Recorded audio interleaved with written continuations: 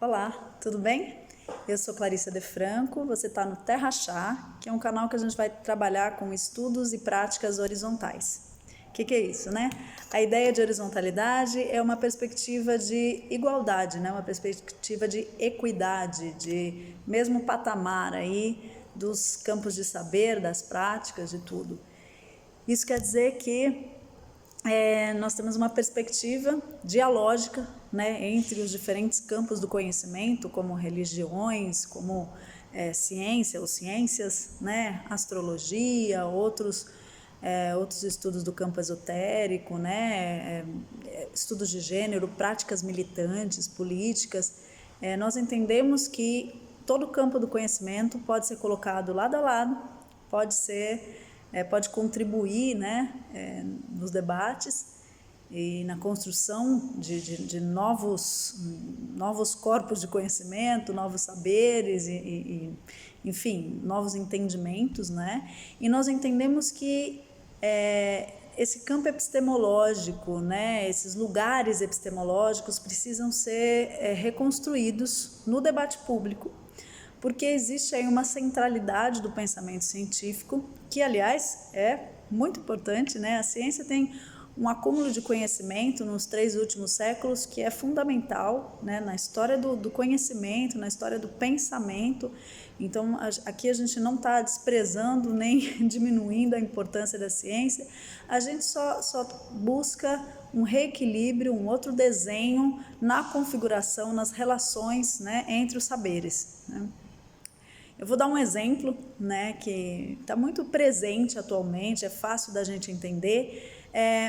Uma figura que apoia o governo, embora ele seja, né, muito controverso, tem hora que fala que não apoia, essa semana mesmo falou que não está nem aí, mas desde o começo está muito próximo do governo Bolsonaro, que é o Olavo de Carvalho, e que é um astrólogo, né, dentre outras atuações. Ele escreve, enfim, ele fez filosofia, não sei se concluiu, enfim, esse vídeo não é sobre o Olavo de Carvalho, né? Eu não fiz uma pesquisa sobre o Olavo de Carvalho, mas eu estou trazendo ele como exemplo. Muitas vezes, e aí a gente pode é só digitar o nome do Olavo de Carvalho no Google, muitas vezes que se fala do Olavo de Carvalho atualmente, se fala dele como astrólogo, como uma maneira de diminuí-lo, né? De ridicularizá-lo, de tornar a sua fala, o seu discurso, a sua narrativa ridícula, né? É um termo jocoso, assim, astrólogo, o guru, né? Eu confesso que, assim, no começo eu olhava e falava, mas, gente, o Olavo de Carvalho, ele tem tantas características passíveis de crítica, tantas, quer dizer, ele apoia um governo que é violento no discurso, que é desrespeitoso em uma série de processos, quer dizer, enfim, ele próprio tem uma narrativa extremamente desrespeitosa e preconceituosa, ele é arrogante, né? Ele se acha o centro do universo, enfim, tem tantas características no Olavo de Carvalho que são passíveis de crítica e que eu acho que no debate democrático a gente tem que criticar mesmo, está aberto a isso, é para isso que existe, né? Existem os espaços, acho que a fala tem que ser aberta. A minha questão toda é por que, dentre tantos motivos para se criticar o Olavo de Carvalho, as pessoas o acusam de astrólogo, como se fosse assim, nossa, uma mancha na biografia dele. Porque existe um olhar cienciocêntrico para os demais saberes, né? Como se ser astrólogo fosse um demérito, astrólogo ou astróloga, né? Fosse um demérito, como se fosse sinônimo de uma pessoa irracional, supersticiosa, uma pessoa crente, uma pessoa que não tem um exercício para o pensamento crítico. E assim, isso é uma grande falácia, né, de uma ciência, também de um modelo de ciência, porque as ciências são várias, são as ciências, né, e também não é todo o discurso científico que se situa nesse modelo que eu estou falando, mas existe esse modelo, né, do cientificismo, que é a ideia de que a ciência dá conta de tudo, né, de que a ciência ela é um modelo universal de como acessar o conhecimento, e que acaba desprezando outros modelos de acesso ao conhecimento, outras formas de acesso ao conhecimento, né? Diminuindo a sua importância ou chamando de pseudocientífico. Quer dizer, pseudocientífico é um termo absolutamente arrogante e cienciocêntrico. Quer dizer, a astrologia ela tem uma sobrevivência histórica, ela é muito anterior à ciência, né? Ela está aí séculos antes de Cristo e está aí, ela sobrevive numa eficácia que poderia ser chamada de simbólica. Ela tem uma linguagem mitológica, analógica, simbólica. Não é ciência, de fato não é, mas isso não a invalida. Ela é uma forma de acesso à realidade, né? Assim como as religiões são outras formas de acesso à realidade, né? Então a gente tem muitas maneiras de produzir conhecimento e de acessar o conhecimento. E a ciência é uma delas, né? Uma delas, legítima, válida, útil, assim como outras também são legítimas, válidas, úteis, dentro da sua perspectiva. Então, essa história de, falou de signo, nossa, tudo bem, gente, pode não gostar, todo mundo tem o direito de não gostar de qualquer coisa, né? A questão é o lugar social que se tem dado à astrologia, e aqui eu estou falando de astrologia, mas tem outros também que a gente pode ir virar a conversar nesse debate, né? Outros que geralmente do campo esotérico são muito violentados epistemicamente mesmo, violentados no discurso, né, como campos de menor legitimidade social, como se partissem de narrativas não racionais. Eu acho que primeiro é muito importante a gente pensar que opor racionalidade e irracionalidade, ou fato e ficção, mito e verdade, é algo que reduz as possibilidades cognitivas que nós temos, né? Porque mito é uma realidade, né? É uma realidade também. É uma realidade dentro de uma outra perspectiva, que não a factual, né? A jornalística, né? Fato, onde, quando, como, mas ela traz uma realidade. Ela traz uma experiência, ela traz um aprendizado, ela traz todo um processo real. Cognitivamente ele é real, né? Então, assim, essas oposições dicotômicas, elas fazem com que a gente perca as nuances. Sabe essa ideia de esquerda e direita e tudo virou polaridade? Então, isso acontece também no pensamento, nas escolas de pensamento, nas áreas, nos campos do saber. Tudo virou ou é racional, ou é verdadeiro, ou é objetivo, ou não é, né? Ou é supersticioso, irracional, fantasioso, delirante. Sabe quem faz isso? Richard Dawkins, é um zoólogo, né, biólogo, assim, muito, muito conhecido, e que é, assim, um pesquisador fantástico, tem livros interessantíssimos, né? Mas aí quando ele adentra o debate de ciência e religião, ele se torna absolutamente caricato nessas dicotomias, né? Divide o pensamento, ele faz um ateísmo militante, né? Que se opõe ao religioso como se o religioso fosse um mal para a sociedade. Eu acho que a gente precisa olhar com menos arrogância, né? Os campos do saber e retirar da ciência esse lugar de centralidade do saber, né?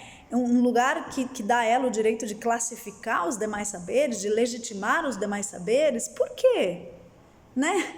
Eu aqui não estou desprezando a ciência, para vocês saberem, eu sou acadêmica, tá? Eu fiz mestrado, doutorado, eu sou psicóloga, eu trabalho em uma universidade federal, trabalho na Universidade Federal do ABC, né, com direitos humanos, gênero, saúde mental. Então, assim, eu estou dentro da universidade, eu fiz mestrado, doutorado em ciência das religiões, né? Parti para esse debate todo aí também, que envolve o fenômeno religioso.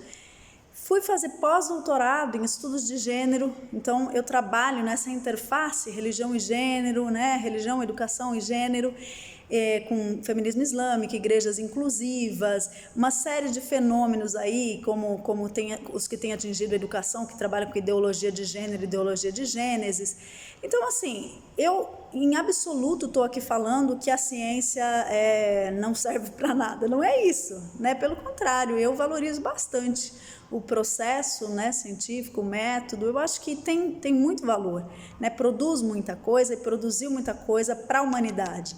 Mas, assim, eu acho que isso não torna a ciência não coloca a ciência num pedestal, não torna a ciência maior que outros campos do conhecimento, sabe? Como astróloga, porque eu também sou astróloga, fiz uma formação aí na Escola Gaia, trabalho no Personare, também busco interfaces, né? Astrologia, ciência, astrologia, estudos de gênero, astrologia, gênero, sexualidade, também sou taróloga, ou seja, eu faço um trânsito entre os saberes, né, científicos, não científicos, entre saberes tradicionais, populares, esotéricos, porque eu acredito profundamente que os saberes, eles são realmente complementares e que a nossa cognição, ela tem um avanço quando a gente consegue transitar, né, quando a gente consegue dialogar e a gente não fica nessa estrutura binária, na estrutura dicotômica, né, entre razão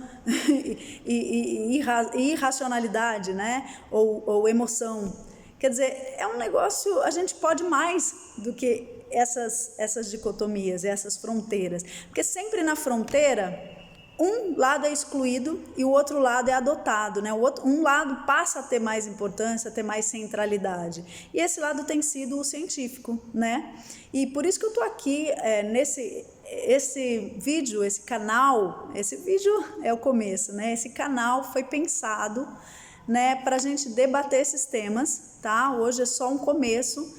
Essa é a nossa perspectiva, né? De provocar uma desconstrução dessa lógica cienciocêntrica, né, que legitima ou deslegitima outros saberes. Então essa ideia de pseudociência, que pseudociência? A astrologia é muito mais antiga que a ciência, né? Então ela não é pseudo nada, ela é astrologia, ela é astrológica, ela tem a lógica da astrologia, né? É uma outra lógica, não é ciência, é uma outra lógica. Isso não torna ela menor, não invalida seu pensamento, sua produção de conhecimento. Eu acho que é por aí a gente pensar nessa descentralização dos saberes, desconstrução desses lugares, né? A ciência vai apanhar um pouco, né? A ciência como um campo, um grande campo dos saberes, sempre pensando nessa imagem mais arrogante, né? Que é o cientificismo mesmo, que é aquele que dá conta de tudo, da explicação de tudo, né? Essa imagem arrogante vai ser, sim, rebatida, combatida aqui, mas a ideia não é desvitalizar a ciência, a ideia é só realocar os saberes, né, e esse patamar de diálogo, tá certo?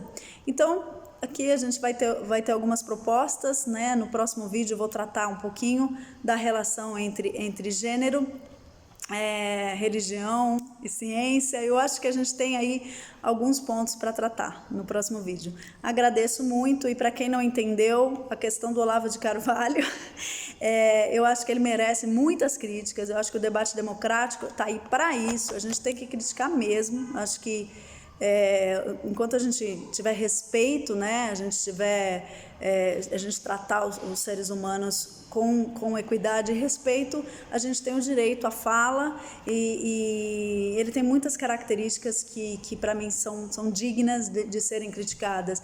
Mas astrólogo não é xingamento, né? Astrólogo é uma profissão, astrólogo é um campo do conhecimento. Então ser xingado por ser astrólogo é um exercício preconceituoso que a gente faz, né? É isso. Obrigada, um beijo para vocês e nos encontramos mais. Até mais. Tchau, tchau.